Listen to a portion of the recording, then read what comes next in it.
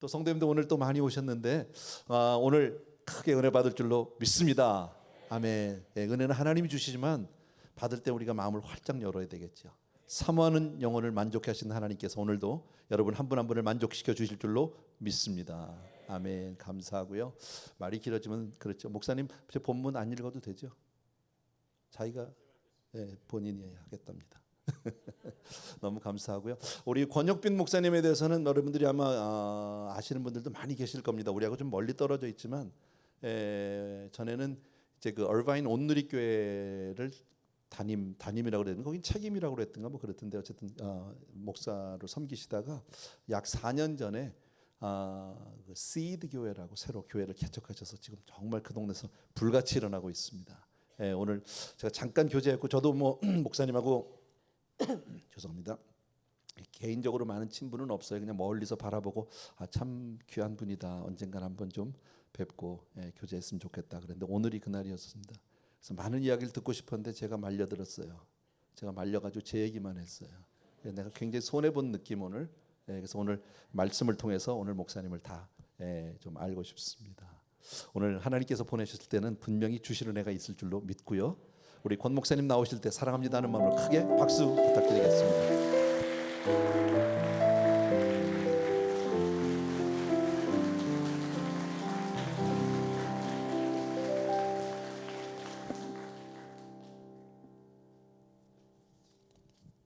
빛이 너무 환한데 제가 눈이 작다 보니까 빛이 제 눈으로 다 들어오는 것 같아요. 에브리데이 교회 이렇게 강단에 선 게 저의 가문의 영광입니다. 정말 존경하는 우리 최 목사님, 저야말로 멀리서만 이렇게 동경하다가 오늘 이렇게 교제하게 됐고요. 제가 최근에 이제 경청에 대한 설교를 했기 때문에 제가 오늘 실천하니라고 근데 정말 많이 배우고 또 목사님 알게 돼서 또 우리 오늘 손 목사님도 처음 뵀는데 저에게는 특별한 은혜의 시간이었습니다. 오늘 우리가 읽을 본문은 시편 3편 말씀인데요. 제가 이 말씀을 통해서 저에게 주어졌던 그 하나님의 음성이 여러분에게도 들렸으면 좋겠습니다. 우리 같이 읽도록 하겠습니다. 시편 3편 1절부터 8절까지 말씀인데요. 저와 여러분이 한 목소리로 같이 읽도록 하겠습니다. 시작. 여호와여, 나의 대적이 어찌 그리 많은지요. 일어나 나를 치는 자가 많으니이다. 많은 사람이 나를 대적하여 말하기를 그는 하나님께 구원을 받지 못한다 하나이다.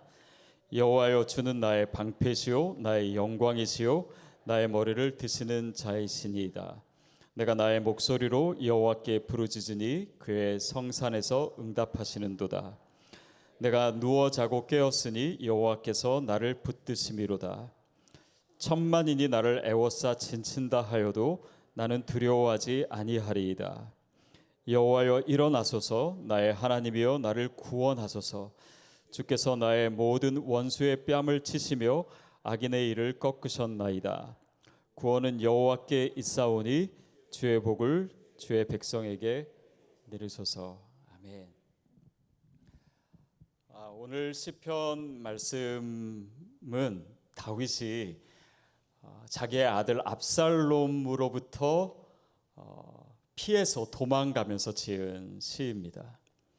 그러면서 오늘 시편의 첫 부분에서 다윗이 계속해서 말하고 있는 것은 나의 대적이 많다라고 하는 얘기예요. 1절과 2절에서 3번이나 대적이 많다라고 말하고 있습니다. 우리도 뭐 그냥 나를 대적하는 사람이 뭐 여럿이다라고 하는 의미도 있겠지만 고난이 한 가지가 아니고 여러 가지로 나에게 다가올 때가 있습니다. 한 가지라면 어떻게 싸워보겠는데 이것은 내가 감당할 만한 수준이 아니고 양이 아니고 또 그 무게가 아니라서 정말 어렵고 실망하고 또 어떻게 해야 될지를 모르는 그런 때가 있습니다. 근데 다윗에게 문제는 이 대적의 수가 아니었어요. 그 대적이 바로 자기가 가장 사랑하는 아들 압살롬이었던 것입니다. 자식이 나를 대적한다. 그런데 이 아버지 다윗은 압살롬을 끊임없이 사랑하고, 이 상황이야말로 겪어보지 않은 사람은 모르는 그런 정말 표현할 수 없는 아픔과 어려움이 있었던 그런 상황이었을 겁니다. 저희 교회 이제 시니어분들과 한번 대화를 하다가 그런 얘기 하시더라고요. 이렇게 처음 다른 시니어분들을 만나면은 조금만 더 친해지면은 자기 자식 자랑을 하기 시작한다고. 근데 좀 더 친해지고 더 가까워지면 그때부터 자기 자식 욕을 하기 시작한다고. 근데 여러분, 아무리 욕을 한다고 해도 자기 자식은 자식이고 또 미워할 수 없는 존재가 바로 부모의 마음입니다. 그리고 자식을 그렇게 사랑하지요. 근데 그 자식이 나를 죽이려고 한다. 그러나 나는 그를 미워할 수 없고 계속해서 끊임없이 아픈 마음으로 부둥켜 안아야 되는 바로 그 상황 가운데 있었습니다. 아들은 계속 아버지를 죽이려고 해요. 정말 이 사랑은요, 내리 사랑이 맞는 것 같습니다. 부모가 돼봐야지 그 마음을 우리가 배우고 또 알죠. 한 번은 저희 집 막내가 지금 고등학생인데 그런 얘기를 하더라고요. 아빠, 나는 나중에 돈을 많이 벌고 싶어요. 그래서 돈을 많이 벌어서 뭐 하려고 그러니? 라고 물어봤더니 많이 벌어서 자기의 자녀가 나중에 태어나면 자녀한테 큰 집을 사주고 싶다는 거예요. 그래서 제가 물었습니다. 그럼 아빠는 뭐 안 사줄래? 아빠는 집 안 사줄래? 그랬더니 아빠는 그때쯤이면 천국에서 더 좋은 집에 살고 있을 텐데 뭘 집을 사주냐고 그러더라고요. 여러분, 이 사랑도 자녀를 낳지 않은 이 아이에게도 내리 사랑은 적용이 되는 것 같아요. 다윗이 그런 상황이었고 그렇기 때문에 더 마음이 아픈 상황이었습니다. 그래서 나의 대적이 어찌 그리 많은지요 라고 얘기하면서 그 나라고 하는 단어는 사실 번역될 때 우리의 영혼, 소울로 번역될 수도 있습니다. 그러니까 그 사랑하는 아들로부터 당한 그 배신과 그 고통과 그 위협 때문에 이 다윗의 영혼이 깊은 곳부터 아픈 바로 그 상황이었습니다. 그래도요, 다윗은요, 이 시편 가운데 아들의 이름조차 언급하지 않습니다. 그리고 보통 다윗이 하나님께 기도할 때는 그 원수를 막 비난하든지 뭐 밟아주든지 아니면 이를 다 부러뜨려 주시든지 막 이렇게 호소하고 또 비난하기도 하는데 압살롬에 대해서는 그러지 않아요. 그리고 나중에 다윗의 군대가 압살롬의 군대와 싸울 때도 자기 신하들에게 부탁합니다. 내 아들에게 너그럽게 대해달라고. 그것이 아버지 다윗의 마음이었습니다. 여러분, 근데 다윗이 더 힘든 건요, 그거보다 사람들이 자기에 대해서 얘기할 때 이 다윗은 더 이상 하나님께 구원을 받지 못한다. 다시 말하면 그 사람들의 말이 아니라 자기가 그렇게 믿고 늘 자기를 도와주셨던 그 하나님마저 내 편이 아니신 거예요. 다윗에게 있어서는 그 믿음이 전부가 아니었습니까? 그가 양치기일 때부터 하나님은 늘 그 편이 되어주시고 맹수의 위협으로부터 그를 보호해 주셨어요. 그런데 지금은 보호해 주시지 않는 거예요. 골리앗과 싸울 때도 나는 약하지만 하나님께서 내 편 되시기 때문에 그 대적을 넉넉하게 이길 수 있었습니다. 그러나 하나님이 지금은 다윗을 도와주시지 않는 거예요. 사울이 자기를 죽이려고 그렇게 위협하고 또 안달이 나 있을 때도 하나님은 다윗을 보호해 주셨습니다. 그러나 이 상황에서는 보호해 주시지 않고 그래서 울면서 도망갈 수밖에 없던 그런 상황이었어요. 그러면서 다윗은 아마도 생각했을 것 같아요. 이 고난이 어디서부터 오는 것인가? 그런데 우리가 사무엘하 이렇게 읽어보면은 이 사건 전에 어떤 사건이 있었습니까? 다윗이 밧세바를 범하는 사건. 또 그래서 우리아를 죽이는.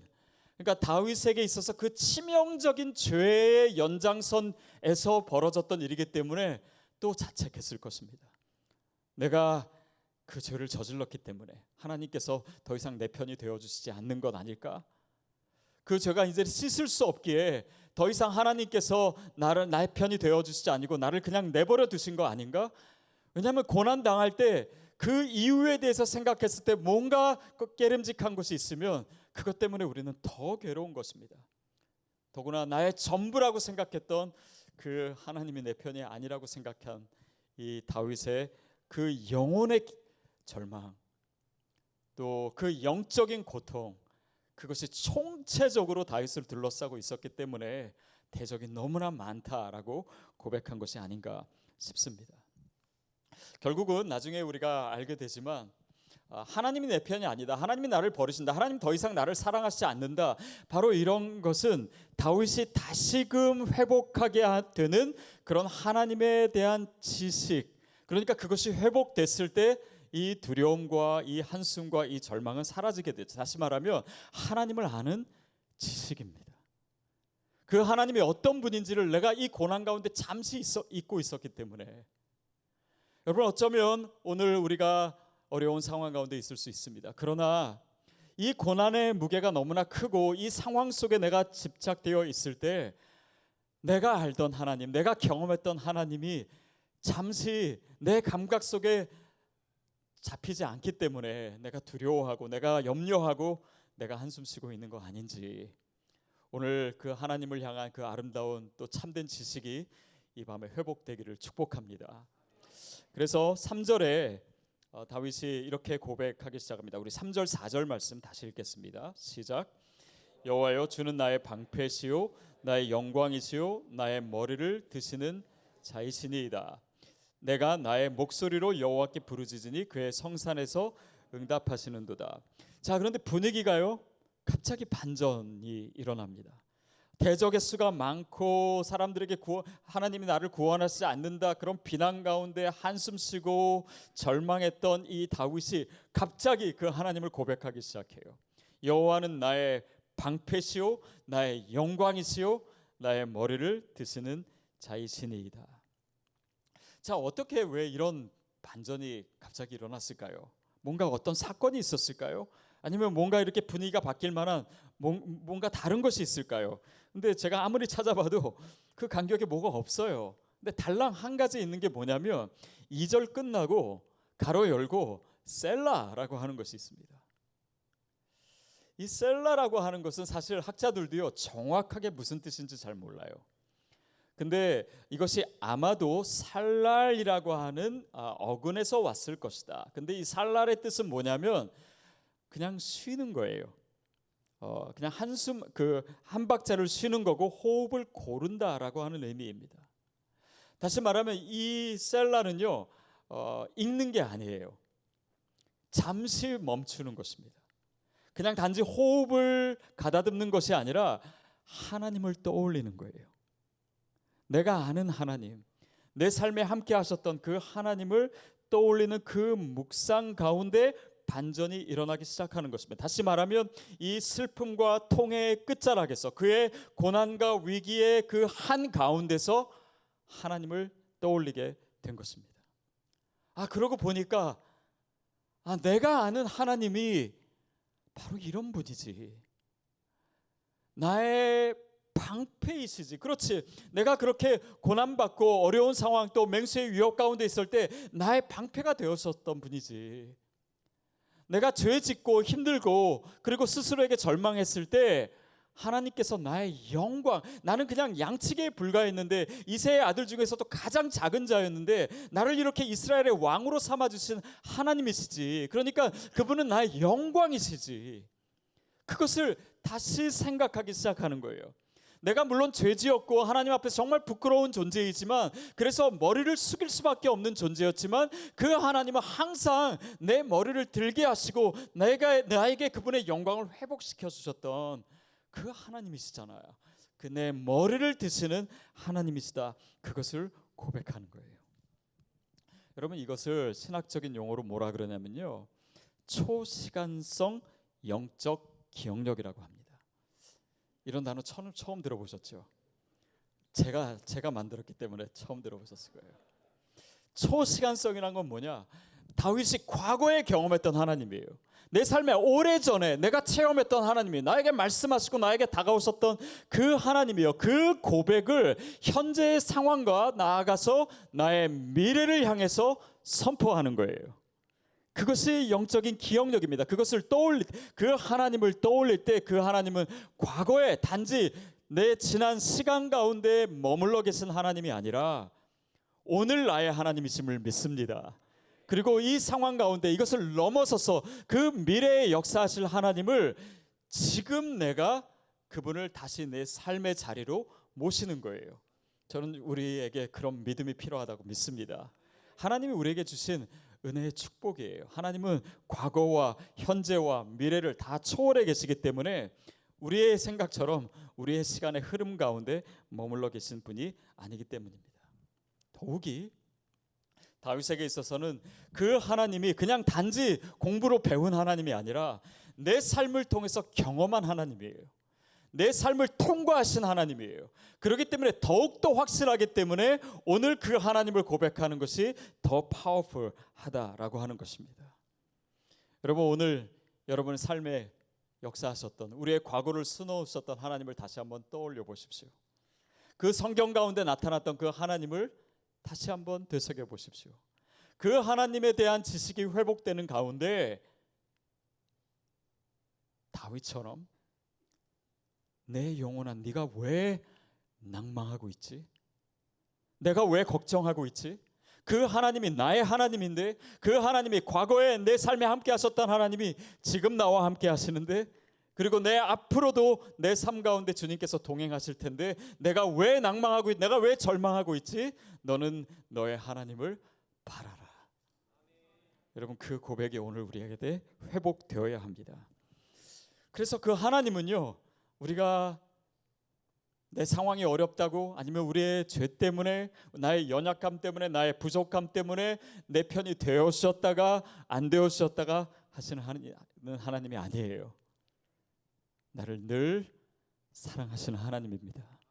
저는 그 하나님이 환대의 하나님이라고 고백하고 싶어요. 그 하나님은 늘 나를 맞아주시는 하나님이십니다. 나를 늘 그분의 은혜 가운데 초대해 주시는 하나님이에요. 내가 날마다 그분의 은혜의 바다에서 헤엄칠 수 있도록 나를 그윽한 사랑으로 바라보시는 하나님이십니다. 그 하나님을 이 셀라를 통해서, 그 묵상을 통해서, 잠시 그 하나님을 떠올리는 걸 통해서 자기 삶을 통과한 그 하나님을 다윗은 고백하고 있었던 것입니다. 그리고 나서 5절에 어떻게 고백하는지 한번 볼까요? 5절 같이 읽겠습니다. 시작. 내가 누워 자고 깨었으니 여호와께서 나를 붙드심이로다. 내가 누워 자고 깨었으니. 저는 이 표현을 볼 때마다 제가 들었던 하나님의 음성이 생각이 납니다. 제가 미국에 다시 온 지, 예전에 있었고 또 다시 돌아오게 된 지가 이제 한 11년 정도 됐습니다. 그때 제가 40대 이제 초반이었었는데, 그때 이제 한국에서 미국으로 떠나오기 며칠 전입니다. 시간이 좀 생겨가지고 며칠 동안 기도원에 갔어요. 그리고 그 기도실에 들어가서요, 무릎을 꿇었습니다. 그리고 하나님께 이렇게 기도했어요. 하나님, 제가 이제 제 인생의 후반전을 살게 될 텐데, 그리고 제 인생의 새로운 챕터가 열려서 이제 미국으로 가야 되는데 저에게 주님의 음성을 들려주세요. 제 인생의 후반전에 평생을 붙들 수 있는, 평생을 기억할 수 있는 그 음성을 저에게 들려주십시오. 그 음성이 들리기 전까지는 저는 절대 이 자리에서 일어서지 않겠습니다. 이렇게 기도했어요. 그리고 1시간을 기도했습니다. 그리고 2시간을 기도했어요. 근데 뭐가 안 들리는 거예요. 그래서 왜 오늘 하나님께서 말씀을 안 하시려나 약간은 이제 걱정이 되기 시작하고 1시간을 더 기도했습니다. 그리고 정말 주님께 음성을 들려달라고 계속 간구했는데 이제 시간도 너무 늦었고 또 밤도 너무 깊고 피곤하고 졸리기 시작하고 무릎도 아프고, 근데 하나님께 음성 듣기 전에는 절대 안 일어나겠다고 그렇게 큰 소리로 기도했고, 그래서 어떻게 해야 되지 하다가 다시 기도했어요. 하나님, 오늘은 제가 일어나겠습니다. 그렇지만 내일 아침에 다시 와가지고 제가 기도할 때는 진짜 하나님의 음성을 들려주세요. 제 평생을 붙들 수 있는 음성 들려주세요. 그렇게 기도하고 숙소로 들어와서 잤어요. 그리고 눕고 자고 깨었습니다. 아침에 일어났는데 거기 이제 기도원이 이제 산속에 있다 보니까 개울 소리가 들리는 거예요. 잔잔한 개울 소리가. 그것을 듣고 있는데 정말 소리가 너무 아름다웠습니다. 근데 그것을 한참 듣고 있는데 이게 개울 소리가 아닌 것 같은 거예요. 나중에 알아보니까 그 기도원 근처에는 개울이 없더라고요. 근데 그 소리에 뭔가 내용이 있다라고 하는 것을 제가 좀 잠이 덜 깼는지 이 비몽사몽간에 그것을 좀 인식하기 시작했어요. 그 내용인즉슨 예수님께서 세례를 받으시고 물 위로 올라오셨을 때 하늘에서 들렸던 그 음성의 내용 있지 않습니까? 저에게는 어떻게 들렸냐면 이는 내 사랑하는 자요 기뻐하는 자다. 이는 내 사랑하는 자요 기뻐하는 자다. 그게 물소리처럼 사방에서 이는 내 사랑하는 자요 기뻐하는 자, 이는 내 사랑하는 자요 기뻐하는, 이는 내 사랑하는 자요 기뻐하는, 이는 내 사랑하는 자요 기뻐하는 자다. 그것을 제가 한 30분, 40분 정도를 듣고 있었어요. 참고로 저는 그 당시에 그렇게 영적으로 민감한 사람이 아니었고 또 그 이전에도 그런 방식으로 하나님의 음성을 들은 적이 없었습니다. 그리고 그 이후에도 그와 비슷한 하나님의 음성을 들은 적은 없는 것 같아요. 그런데 그 음성이야말로 제가 힘들 때 붙들 수 있는 말씀. 제가 늘 작고 부족하다고 느낄 때 그래, 주님은 나를 사랑하셔, 나를 기뻐하셔. 매일매일 붙들 수 있는 하나님의 음성이 됐어요. 매일매일 붙들 수 있는. 제가 오늘 목사님께도 에브리데이 교회 이름 너무 좋다고, 여기에 너무나 많은, 너무나 풍성한 영적인 의미들이 가득 담겨 있는 거예요. 그래서 오늘 좀 그 얘기를 더 하려고 합니다. 눕고 자고 깨었으니 하나님께서, 주께서 나를 붙들고 계시다. 하나님께서 나를 붙들고 계시다라고 하는 증거로 다윗이 뭔가 대단한 것을 갖고 나오는 것이 아닙니다. 그냥 눕고 자고 깬 것이에요. 그것이 어떻게 하나님이 나를 붙드신다는 증거가 될 수 있습니까? 그것이 이 고난 가운데 하나님이 나와 함께 하시고 나를 도와주신다는 표징이 될 수가 있습니까? T.C. 워렌이라고 하는 사람이 지은 책 중에 Liturgy of the Ordinary라고 하는 책이 있습니다. 이제 그 책의 내용 중에 어떤 그 표현이 있냐면요. 같이 한번 읽어볼까요? 시작. 기독교인들은 진리를 하루에 평범한 결에 대고 문지르는 법을 배워야 한다. 이게 무슨 얘기일까요? 기독교인이라면 그 진리를 우리의 평범한 일상에 문지르는 법을 배워야 된다. 그래서 이 책에 읽어보면요, 우리의 일상 가운데 주어진 영적인 의미가 뭔지를 굉장히 구체적으로 가르쳐줘요. 예를 들면 아침에 눈을 뜨는 것, 우리가 잠자다가 일어난다라고 하는 것은 단지 그냥 잠을 깨는 것이 아니라 마치 세례와도 같다. 그 세례라는 의미가 뭡니까? 물에 담그잖아요. 그렇죠? 뭐 침례, 세례도 사실은 그 의미잖아요. 물에 담근다라고 하는 것은 무엇입니까? 이전에 내가 죽은 거예요. 죽음입니다. 근데 거기서 다시 올라온다라고 하는 것은 생명이잖아요. 새로운 생명이잖아요. 그래서 세례를 받을 때, 침례에서 물 아래에서 물 위로 올라올 때 회중들은 환호성을 하고 박수를 쳐주고 축하하고 그렇지 않습니까? 여러분, 우리가 매일 아침 눈을 뜰 때마다 이것이 하나님이 나에게 오늘 주신 세례야. 이것이 바로 제가 들었던 예수님이 세례 받으실 때 말씀하셨던 이는 내 사랑하는 자요 기뻐하는 자다. 우리가 아침마다 그 음성을 들을 수 있다면, 이것이 하나의 리터지가 되어서, 이것이 하나의 예식이 되어서 그 주님께서 나를 얼마나 기뻐하시는지, 오늘 나에게 새로운 생명을 주신 그 주님의 박수 소리와 그 주님의 환호성을 오늘 우리가 눈 뜰 때마다 들을 수 있다면 우리의 일상에 진리를 대고 문지르는 것이 되지 않겠습니까? 하나님 바로 그런 삶을 원하시는 거예요. 밥 먹을 때도 이것은 그냥 밥 먹는 것이 아니라 주님께서 내게 베풀어 주신 성찬이야. 그 성찬의 의미, 그 풍성한 의미가 밥 먹을 때마다 되새겨지는 거예요. 뭐 거기에는 감사도 있고, 거기에는 예수님의 희생이 있고, 복음이 있고, 나를 다시 살려주신 하나님의 은혜가 있고, 이 성찬을 먹을 때마다 초대교인들은 어떻게 했습니까? 그것을 가지고 밖으로 나갔어요. 길에서 어려운 자들을 나눠주고, 그 모든 풍성한 의미를 이 식탁 가운데 하나의 예식으로 이것을 받아들임으로 우리가 누릴 수 있다면, 심지어 이 책에서는요, 부부싸움 하는 것마저 영적인 의미가 있다.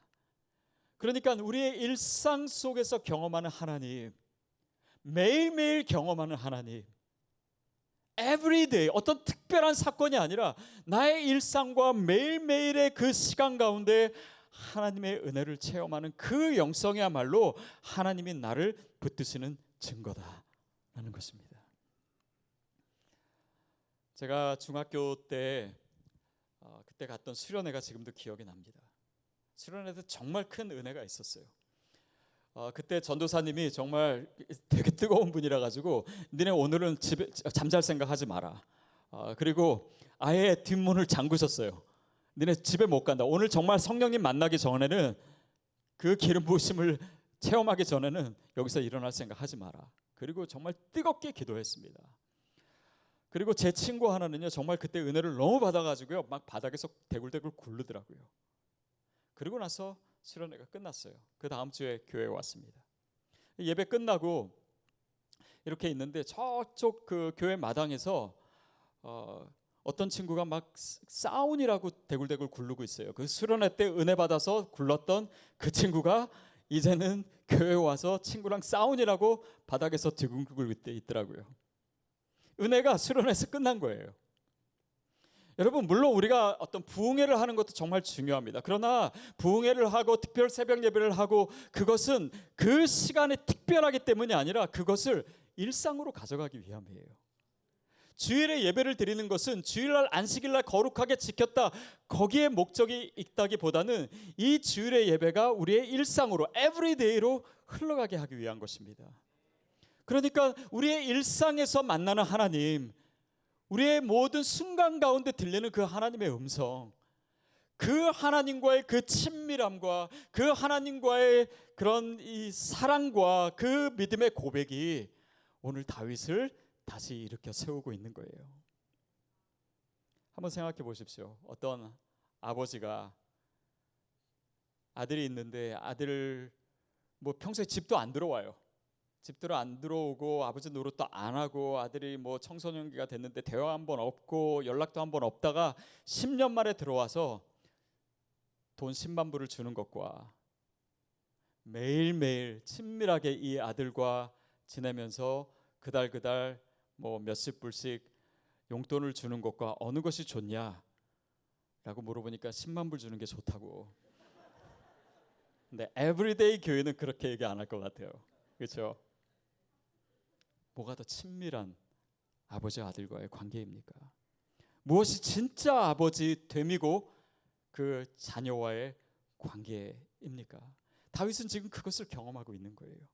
나와 함께 하셨던 그 하나님을 다시 고백함으로, 그래, 하나님이 바로 내 옆에 계시지, 나의 일상 가운데 계시지, 내가 눕고 자고 깰 때마다 하나님 나를 지켜주시고 보호하고 계시지, 이것이야말로 하나님이 내 편이라고 하는 증거지, 어떤 커다란 사건, 어떤 드라마틱한 그런 기적과 같은 사건을 통해서만이 하나님이 나의 하나님이라고 고백한다면 그것이야말로 진짜 하나님이 원하시는 믿음은 아니었음을 다윗은 이 상황을 통해서 깨닫고 있었던 것입니다. 그러니까 다시 일어나는 거예요. 제가 한국에 있을 때 제가 두란노 서원 거기에서 사역을 한 적이 있었습니다. 이제 바이블 칼리지라고 하는 곳을 맡고 있었는데 거기 이제 직원들이 같이 저랑 일하는 동역자들이 있었어요. 그래서 한 번은 이제 사역을 하고 식사하러 갔습니다. 고기를 먹으러 갔어요. 그래서 고기를 먹으러 갔더니 이제 앞에 큰 철판이 있고 여기서 이제 고기를 먹고, 그러다가 제가 그냥 아무 생각 없이 잘못해가지고 먹던 숟가락을 철판 위에 둔 거예요. 이게 시뻘겋게 이제 뻘겋진 않지만 하여튼 달궈졌겠죠. 근데 제가 아무 생각 없이 그것도 숟가락을 잡아가지고 국을 퍼서 제 입속으로 넣었어요. 여러분 이 느낌이 궁금하신 분은 한번 해보시기 바랍니다. 진짜 그런 느낌은 정말 저도 처음이었죠. 근데 입 안이 다 익어버렸어요. 제가 빨리 화장실 가서 봤더니 입 안이 다 하얘진 거예요. 완전히 익어가지고. 근데 이제 대뜸 걱정이 되는 건 뭐냐면 그때가 아마 수요일인가 목요일이었는데 이제 주일날 설교를 해야 되는데 입술이 이렇게 다 입안이 다 익어버렸으니 설교를 못 할 거 아닙니까? 그게 걱정이 됐어요. 그래서 빨리 약국으로 달려갔습니다. 달려가서 약사분에게 보여주면서 내 입이 이렇게 됐는데 약을 달라고, 바를 약이 있으면 좀 달라고. 그랬더니 이 약사분이 뭐라고 하냐면 이것은 약이 필요 없다는 거예요. 왜냐하면 입안에는 다른 우리의 몸의 부위보다 훨씬 더 많은 신경세포가 있기 때문에 이게 이틀 3일 지나면 분명히 날 겁니다 그러더라고요. 근데 정말 3일 지나니까요 감쪽같이 낫더라고요. 제 말을 못 믿겠는 분들은 한번 해보세요. 여러분 이 입안에 신경세포가 많다라는 것은 마치 우리의 영적인 DNA와 같아요. 우리의 영적인 세포가 우리의 일상을 통해서 늘 말씀과 기도로 대했던 하나님, 나와 동행했던 그 친밀한 하나님이 내 안에 계시면 우리의 영적인 이 세포는, 이 신경세포는 어디보다도 발전되어 있는 것입니다. 이런 사람은요 오뚜기처럼 일어날 수 있어요. 고난 가운데 있고 또 하나님이 정말 내 편이 되시나, 하나님 정말 여기 계신가 라고 우리가 잠시 의심할 수 있을지라도 그곳에서 다시 어떤 영적인 resilience, 그런 회복력을 갖게 되는 거예요. 그것이 다윗의 믿음이었고 다윗의 영적인 위대함이었습니다. 여러분 그 하나님이 오늘 우리의 하나님이신 줄 믿습니다. 그러니까 하나님 품으로 다시 들어가는 거예요. 하나님이 나를 이렇게 힘들게 내버려 두셨어? 거기서 삐치고 이제는 하나님이 내 편 아니야, 하나님이 나를 미워하시는 것 같아, 더 이상 사랑하지 않는 것 같아가 아니라 내 매일의 일상 속에 그 하나님의 사랑을 확인하기 때문에 지금의 이 상황이 주님께서 일하실 통로이지 이것이 결론이 아님을 믿음으로 고백하는 것입니다. 저에게는 제 남동생이 하나 있습니다. 근데 어려서부터 이 남동생, 제 동생과 저는 좀 많은 면에서 달랐어요. 근데 어떤 면에서 특히 달랐냐면 뭔가를 잘못했을 때 저는 부모님이 이제 회초리 들고 오시면은 내가 형이고 또 남자고 장남이기 때문에 멋있게 맞아야 된다라고 생각했어요. 그래서 딱 대고 때리시면은 맞겠습니다. 그냥 꿋꿋하게 버텼어요. 그러니까 때리시던 어머님도 더 화가 나셔가지고 막 더 때리시고 그랬어요. 근데 제 동생 같은 경우는 좀 애교가 있고 일단 어머님이 회초리 들고 오시면은 도망갑니다. 막 도망가요. 막 마당을 막 다 뛰어다녀요. 그러다가 이제 완전히 피할 데가 없고 더 이상 도망갈 곳이 없으면요 어떻게 하냐면 어머니 품으로 그냥 들어가 버려요. 그냥 안겨버려요. 그러면 얘가 왜 이래 그러면서 어머니 또 피식 웃으시고 안 때리시는 거예요. 여러분 다윗이 바로 이런 사람이 아니었나 싶습니다. 하나님이 나에게 회초리를 드시는 것 같아요. 어쩌면. 그러나 그 상황 가운데 하나님의 사랑을 의심하지 않고 그 품으로 들어가는 사람, 그것이 바로 복음을 통해서 우리에게 주신 특권이 아닙니까? 하나님께서 나를 사랑하신다는 것을 어느 상황에도 의심하지 않도록 예수 그리스도의 십자가를 통해서 우리에게 보여주신 거잖아요. 그러니까 우리는 그 휘장이 찢어졌기 때문에 담대하게 하나님의 보좌 가운데로, 그분의 품 안으로, 그분의 임재 가운데로 들어갈 수 있음을 믿습니다. 바로 그것이 내가 눕고 자고 깨었으니 그 일상 가운데, 내 인생 가운데 여호와께서 나를 붙드십니다. 우리가 고백하는 그 하나님이 바로 그렇게 되기를 바랍니다. 6절 7절 말씀 함께 읽겠습니다. 천만인이 나를 애워싸 진친다 하여도 나는 두려워하지 아니하리이다. 여호와여 일어나소서, 나의 하나님이여 나를 구원하소서. 주께서 나의 모든 원수의 뺨을 치시며 악인의 일을 꺾으셨나이다. 자, 천만인이 나를 애워싸 진친다 할지라도 나는 두려워하지 않겠습니다. 여러분 대적이 많다는 얘기를 이 시편 초두에서 3번이나 했습니다. 벌써 4번째 지금 하고 있는 거예요. 그런데 이 대적이 많다라고 하는 이 표현은요, 의미상 앞에 3번과 완전히 달라요. 마치 하나님의 견고한 성 안에서 저 적들의 수를 비웃듯이 천만인이 나를 둘러싸 진친다고 할지라도 저는 끄떡없습니다. 저는 두려워하지 않겠습니다. 왜냐하면 내 삶에 함께 하시는 그 하나님이 이제는 너무나 확실하기 때문에. 이 중간에 오면서 셀라가 또 몇 번 있었어요. 그 하나님을 묵상하는 가운데 다시 내 삶을 그렇게 인도해 주셨던 그 하나님을 고백하는 가운데 다윗은 이미 영적으로 회복되어 있었기 때문입니다. 오늘 특별히 우리가 한숨과 또 어려움과 절망 가운데 이 자리에 오신 분 계시다면 그 다윗의 믿음이 이 시간에 여러분에게 회복되기를 바랍니다. 그래서 우리도 나를 둘러싼 고난이 어떤 것이건 간에, 대적이 얼마나 나를 둘러싸 있던 간에, 어떤 어려움과 어떤 슬픔과 어떤 사단의 공격이 나를 짓누르고 있던 간에 나는 두려워하지 않겠습니다. 그것이 이 6절 말씀이고, 그 다음에 7절은 한술 더 떠요. 여호와여 일어나소서. 이제는 진짜 당당한 거예요. 하나님 막 일어나래요. 여호와여 일어나소서. 나의 하나님의 나를 구원하소서. 주께서 나의 모든 원수의 뺨을 치시며 악인의 일을 꺾으셨나이다. 이제는 하나님 앞에 더 담대하게 나가서 하나님 이렇게 해주세요. 하나님 일어나 주세요. 악인의 일을 꺾어주세요. 또 그 표현을 보면 꺾으셨나이다. 이미 과거 완료형으로 쓰고 있어요. 이것은 두 가지 의미가 있습니다. 하나는 그 과거에 경험했던 그 하나님을 고백하는 것일 수 있고요. 또 하나는 아직 이루어지지 않았지만 마치 과거에 이미 끝난 일처럼 더 큰 확신 가운데 그 믿음을 고백하는 것일 수 있어요. 이 두 가지가 서로 연결되어 있습니다. 그래서 그 과거에 내 삶에 함께 하셨던 하나님이 오늘 내 삶에 함께 하시고 내 앞으로의 삶 가운데 함께 하신 것을 너무나 확실하게 더 이상 의심할 수 없게 다윗이 고백하고 있어요. 그리고 8절을 이렇게 마무리하고 있습니다. 시작. 구원은 여호와께 있사오니 주의 복을 주의 백성에게 내리소서. 구원은 여호와께 있사오니 주의 복을 주의 백성에게 내리소서. 사실 이 8절 내용은요, 이 앞에 줄거리상 아무 필요 없는, 내용상 불필요한 것입니다. 학자들은 이것을 그냥 다윗이 이 시를 지으면서 은율에 맞추기 위해서 넣은 것이다. 그러면서 어떤 주석학자는 이것을 어떻게 표현하냐면 이것은 다윗의 여유다라고 표현해요.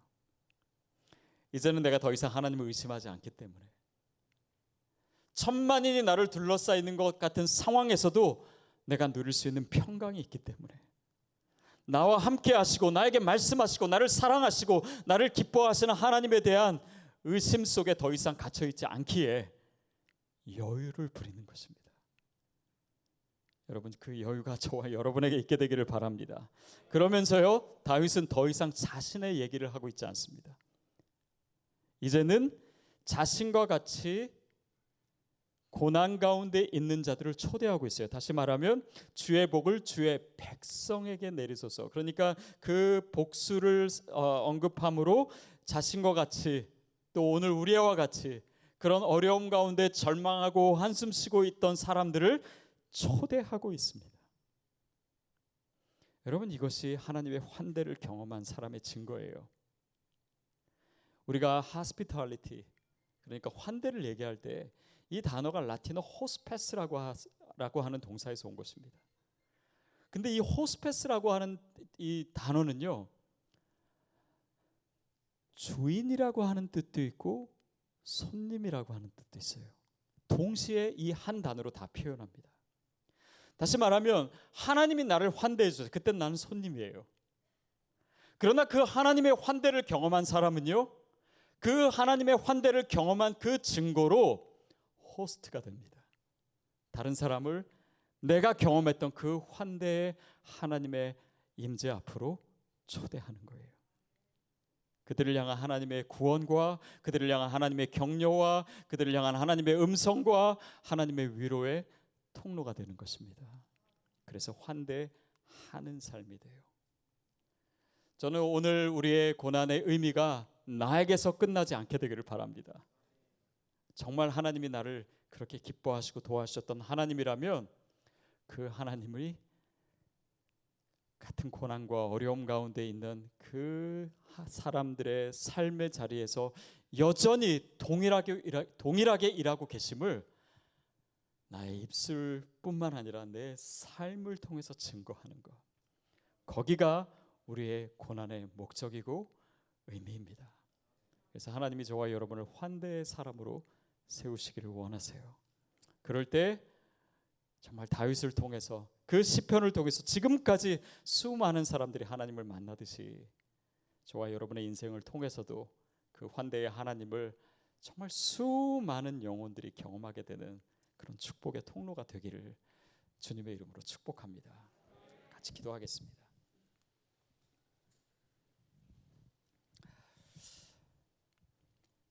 여러분, 눈을 감고 한번 생각해 보십시오. 여러분을 둘러싸고 있는 대적은 무엇입니까? 그것이 어떤 사람일 수도 있고요, 또 내가 처한 어려운 상황일 수 있습니다. 내가 감당하기에 너무 어렵고 또 이것이 어디서부터 온 것일까를 생각해 보면 내가 하나님 앞에 연약하고 부정한 것이 참 많이 드러날 수밖에 없습니다. 그러나 주님은 거기서 우리에게 절망을 명하시는 것이 아니라 소망을 말씀하고 계세요. 너에게 내가 누구냐라고 묻고 계십니다. 그때 다윗처럼 우리가 오늘 이렇게 고백할 수 있다면, 주님은 나의 방패이십니다. 주님은 나의 영광이십니다. 주님은 나의 머리를 숙이게 하시는 분이 아니라 내 머리를 들게 하시는 분입니다. 주님의 사랑을 의심하지 않겠습니다. 주님이 나를 기뻐하신다는 사실을 나의 부족함을 투영해서 왜곡하지 않겠습니다. 여러분, 그런 믿음의 고백을 드리고 싶지 않습니까? 그리고 우리의 일상 가운데, 우리의 매일매일의 순간과 삶 가운데 그 주님을 다시 초대하십시오. 주님, 내가 주님께서 나를 붙들고 계신 이 증거가 오늘 내가 여기 앉아 있는 것입니다. 내가 오늘 아침에 눕고 자고 깨어난 바로 그 사실입니다.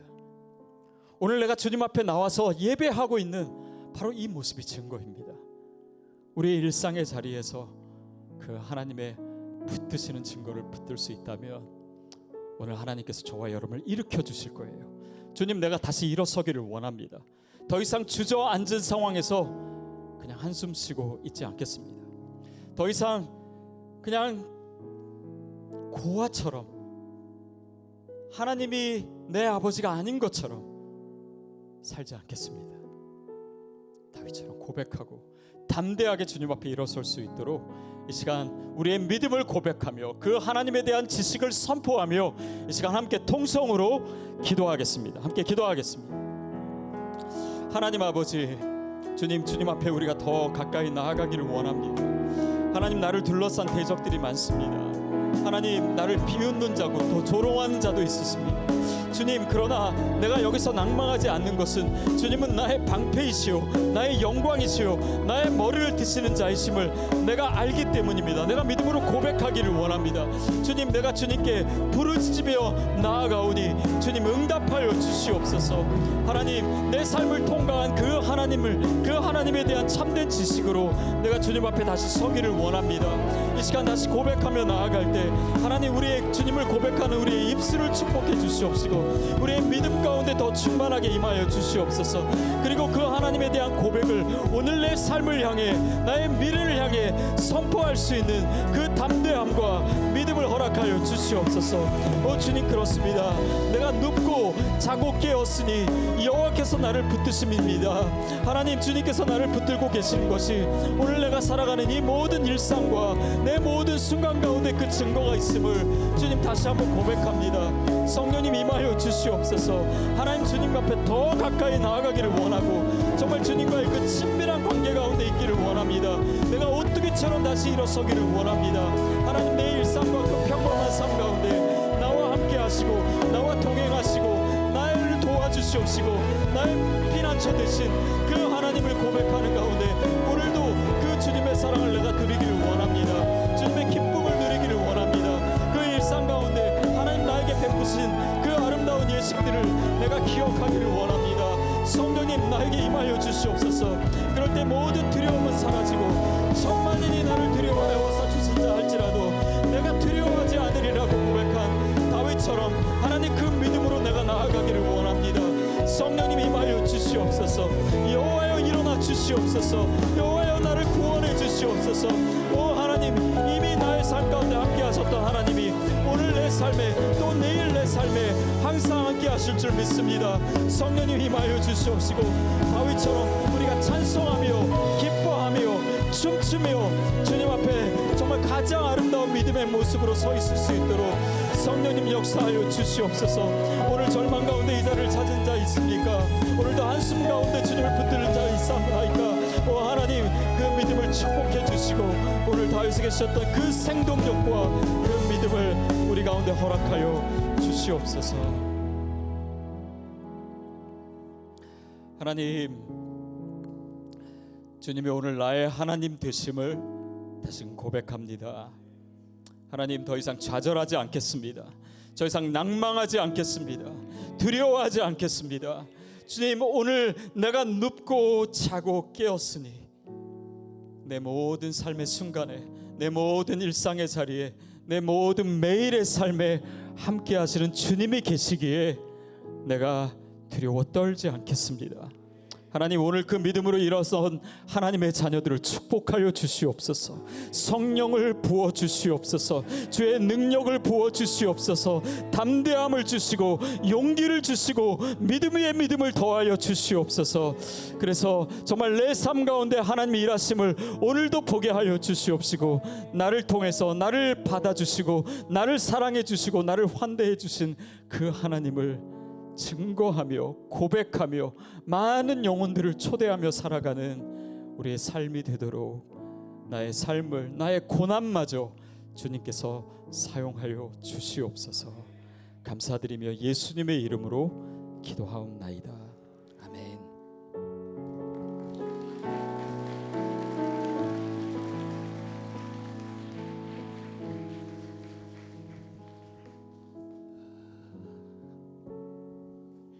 너무 좋으세요? 네, 저도 너무 행복합니다. 우리 사랑하는 성도님들 정말 고맙고요. 사흘 동안 함께 하시면서 또 하나님 앞에 나와서 이렇게 아름답게 예배하는 모습들이 얼마나 감사한지 몰라요. 네, 오늘 목사님 말씀을 많이 들었지만 저는요 이런 말씀 하나 생각했어요. 어떤 형편에서도 어떤 환경에서도 주님만 있으면 되는 거예요. 네, 그분만 우리와 함께 하시면 되는 줄로 믿습니다. 우리 찬양팀에서 반주해 주셨는데 하나님은 너를 지키시는 자, 우리 찬양 하나 드리고 다시 한번 기도했으면 좋겠고요. 그리고 그거 끝나면 아까 찬양팀 좀 나와서 주님 한 분이면 되네, 우리 그거 한번 했으면 좋겠습니다. 우리 하나님은 너를 지키시는 자 가사가 나오면 할게요. 하나님은 너를 지키 너의 우편에 그늘 되시니 낮의 해와 밤의 달도 너를 해치 못할. 다시 한번 하나님은 너를 지키시는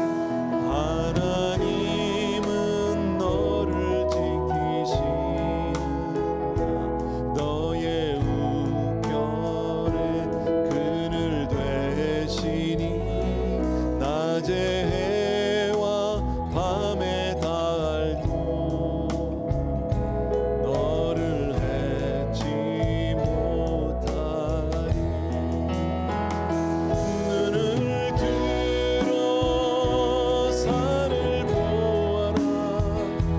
너의 도움 어디서나 천지 지으신 너를 만드신 여호와께로 눈을 들어 산을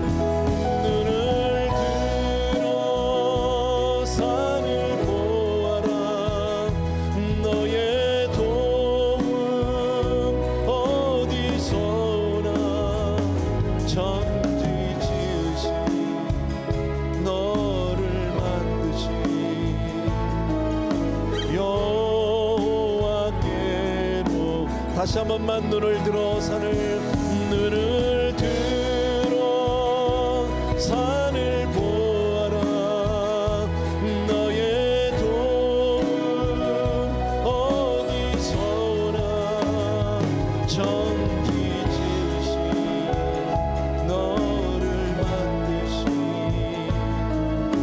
여호와께로다. 아멘 아멘. 우리 시간 한번 같이 기도하기를 원하는데요, 한 가지만요. 정말 주님, 내가 주님을 사랑합니다.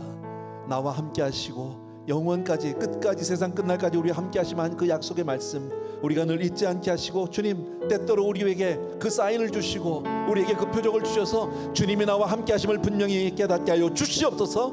어떤 형편에서도 주님으로 말미암아 이기게 될 줄로 믿습니다. 우리 시간 주여 한번 외치고 주님을 사랑합니다 하는 고백으로 같이 한번 간절히 기도합니다. 시작. 주여. 할렐루야. 사랑하는 아버지 하나님, 이 시간에 우리 사랑하는 성도님들과 다시 한번 간절히 기도합니다. 참으로 고마우신 우리 아버지 하나님, 귀한 성도님들을 위해 오늘도 말씀하여 주시기를 원합니다. 아버지 하나님, 주여 정말 우리가 오늘 말씀을 통해서 사랑하는 목사님 주여 말씀을 통해서 다윗이 그 어려운 환경 가운데서도 어떻게 이겨냈는지를 우리 잘 알게 되었는데, 주님이 나와 함께 하심을, 주님이 여태까지 나와 같이 하셨음을, 주여 지금까지 나와 동행하신 주님께서 앞으로도 내 삶을 지켜줄 줄로 믿습니다. 지금까지 지내온 것이 주의 은혜오신 걸 믿습니다. 사랑하는 내 아버지 하나님, 우리가 정말 그런 주님을 사랑합니다. 우리 모두가 주님을 더욱더 사랑하는 사람들에게 도와주시기 원하고, 오 나의 사랑하는 내 아버지, 내 아버지 하나님, 주님을 사랑합니다. 오 할렐루야. 아버지, 사랑하는 내 아버지, 우리 사랑하는 성도님들 한 분 한 분이 오늘도 기름 부어주시기 원하고 축복하여 주시기를 원합니다. 함께하여 주시기를 원합니다.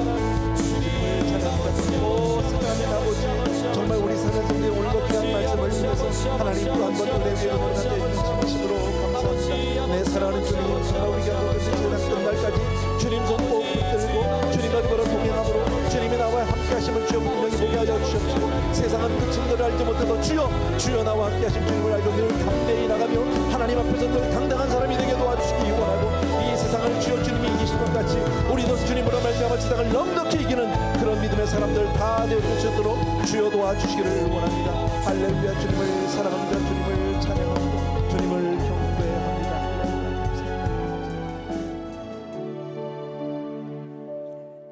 우리 아까 부탁했던 찬양 한번 부탁드릴게요. 우리 주님 한 분이면 되네. 우리 같이 한번 찬양 드립시다.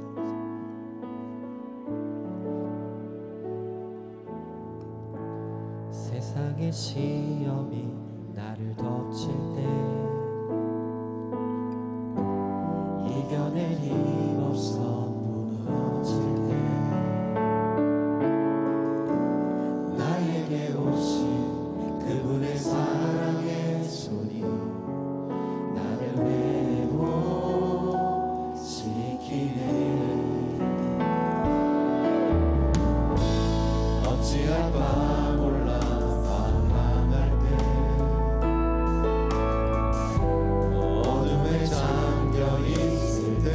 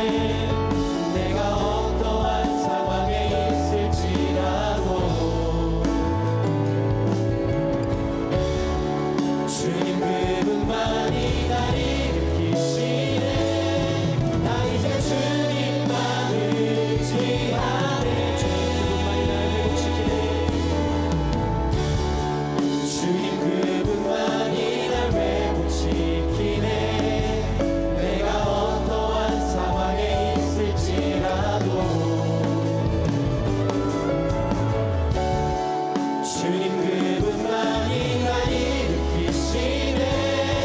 나 이제 주님만 의지하네. 주님 한 분이면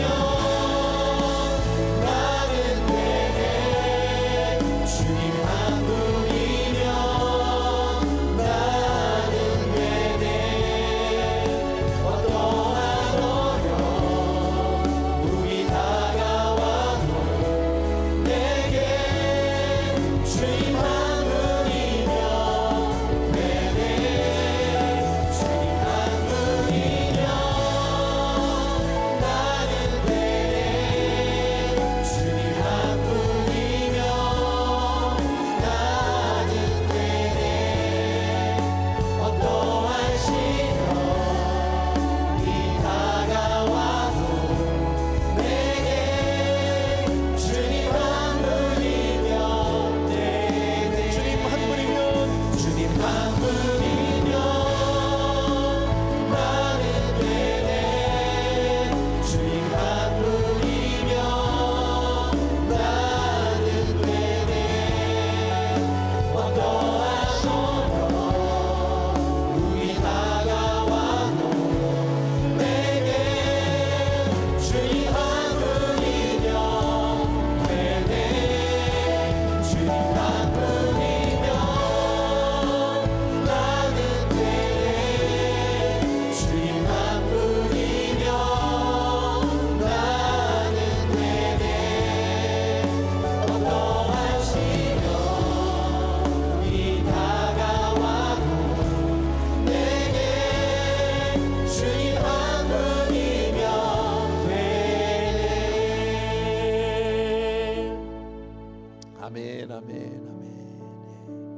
오늘 이제 기도하고 마치려고 하는데 한 가지요. 우리 내일 새벽이 또 있습니다.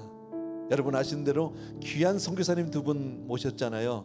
그래서 내일 아침에 우리 선교사님 통해서 정말 따끈따끈한 또 간증과 말씀과 보고를 잠시 들으려고 합니다. 여러분 조금 힘들더라도 오늘 돌아가셔서 조금 일찍 주무시고 내일 아침 우리 새벽에 또 다 나오셔서 정말 주님이 마지막까지 주시는 그 은혜를 다 받게 되기를 바랍니다. 아멘. 같이 기도하겠습니다. 제가 기도하겠습니다. 사랑하는 우리 아버지 하나님, 정말 감사를 드립니다. 이번 사흘 동안에 하나님 정말 귀한 목사님들을 매일매일 보내주셔서 우리에게 꼭 필요한 말씀들, 우리가 꼭 붙들고 아버지의 주여 정말 승리할 수 있는 말씀들을 매 시간마다 주심을 진심으로 감사합니다. 귀한 성도님들, 오늘 이제 이 집회를 마지막으로 마치면서 하나님 이제 다시 한번 결단합니다. 주를 더욱 사랑하겠습니다. 정말 세상 보지 아니하고 아버지 환경 보지 아니하고 사람 보지 아니하고 오직 주님 붙들고 주님 의지하여 승리하겠습니다. 사랑하는 아버지, 우리에게 정말 날마다 성령의 충만을 허락하여 주시옵소서. 사랑하는 성도님들의 삶 속에 늘 주님만이 함께 해주시고 내가 우리와 함께 하시는 주님을 늘 깨닫고 아버지의 그렇게 살아갈 수 있는 큰 은혜 다시 한번 허락하여 주시옵소서. 이제는 우리 주 예수 그리스도의 은혜와 하나님 아버지 그 무한하신 그 사랑하심과 성령님의 오늘도 우리와 함께 하시며 정말 우리의 심령을 정말 따뜻하게 아버지 붙들어 주시는 놀라운 은혜가 또 우리의 삶 속에 늘 하나님을 아버지의 주여 정말 고백하고 하나님께 아버지의 주여 나아가는 그런 아름다운 결단이 이 시간 우리 특별히 주님을 더욱더 사랑하고 정말 내가 주님만 의지하려 마음을 정한 모든 사랑하는 성도님들 위해 이제로부터 영원토록 함께 계실지어다. 아멘, 아멘.